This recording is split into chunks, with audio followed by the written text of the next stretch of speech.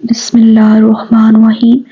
شروع اللہ پاک کے نام سے جو نہایت مہربان اور رحم والا ہے۔ السلام علیکم ورحمۃ اللہ وبرکاتہ اینڈ ویلکم ٹو اسلامک دنیا۔ آج جو ہمارا اسلامک موضوع ہے جس پر ہم بات کریں گے وہ ہے ایک عابد کی توبہ۔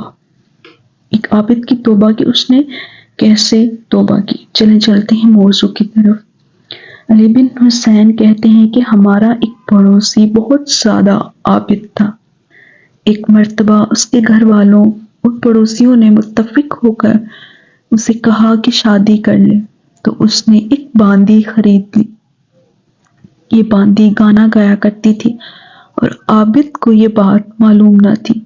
ایک دن یہ اپنی محراب میں کھڑا نماز پڑھ رہا تھا کہ باندی نے گانا بلند آواز میں گانا شروع کیا۔ اس کی عقل غائب ہوگی، پھر رفتہ رفتہ یہ اس کی طرف مائل ہو گیا اور عبادت چھوڑ کر لذتوں میں مشغول ہو گیا۔ یہ بات جب اس کے بھائی کو پتہ چلی تو اس نے اپنے بھائی کو خط لکھا۔ خط کچھ یوں تھا: بسم اللہ الرحمن الرحیم۔ یہ خط ایک شفیق اور نصیحت کرنے والے دوست کی طرف سے ہے، اس شخص کی طرف ہے جسے ذکر کی حلاوت اور قرآن کی تلاوت کی لذت سلب ہو گئی اور اللہ کا خوف ختم ہو گیا۔ مجھے معلوم ہوا ہے کہ تو نے ایک باندی خریدی ہے اور اس کے بدلے اپنا آخرت کا حصہ بیچ دیا۔ تو نے بہت کو تھوڑے کے بدلے اور قرآن کو گانے والی کے بدلے بیچ دیا۔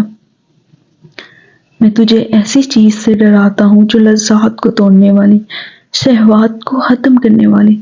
جب وہ آئیں گی تو تیری زبان بند، ارکان ٹوٹ جائیں گے، کفن قریب ہو جائے گا اور گھر والے اور پڑوسی تجھ سے وحشت کھائیں گے۔ میرے بھائی، میں تجھے اللہ کے غصے سے ڈراتا ہوں۔ پھر اس نے خط لپیٹ کر اس کے پاس بھیج دیا۔ بھائی کو یہ خط اس کی مجلس میں ملا۔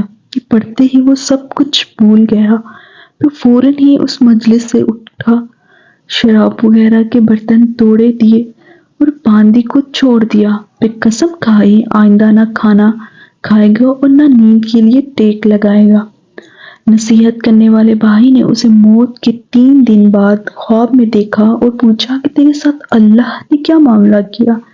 اس نے کہا، اللہ نے مجھے اس باندی کے بدلے ایک باندی دی جو مجھے دھڑ پلاتی اور کہتی ہے کہ پی لے، اور اس کے بدلے جو تو نے چھوڑ دی، ولدان اور حورین سے اپنی آنکھیں ٹھنڈی کر لی۔ بے شک یہ تھا آج کا ہمارا موضوع۔